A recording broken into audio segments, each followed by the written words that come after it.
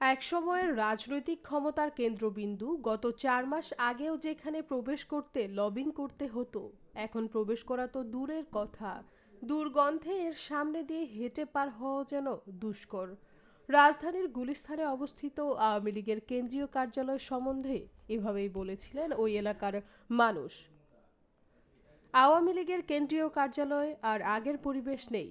5 আগস্টে ছাত্র জনতার আগুনে ধ্বংসস্তূপে পরিণত হয়েছে এটি।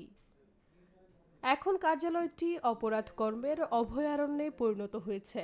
গুলিস্তানে 10 তলা বিশিষ্ট কেন্দ্রীয় কার্যালয়ের বাইরে থেকেই ধ্বংসস্তূপের ছাপ চোখে পড়ে। সুসজ্জিত ভবনের সব মাল লুট করা হয়েছে। পোড়া দেয়ালগুলো ছাড়া কোনো কিছুই অবশিষ্ট নেই।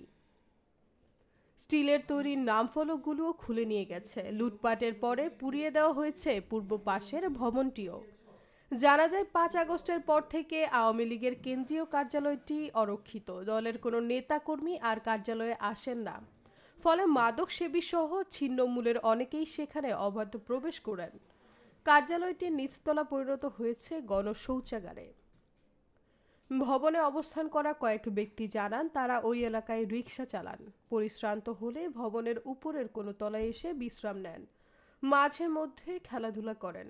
ভবনটির যাবতীয় আসবাব চুরি হয়ে গেছে।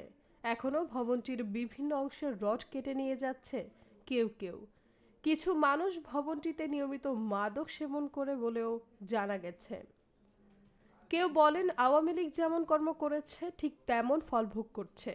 এই ভবন থেকে তারা দেশের মানুষের উপর নির্যাতনের নকশা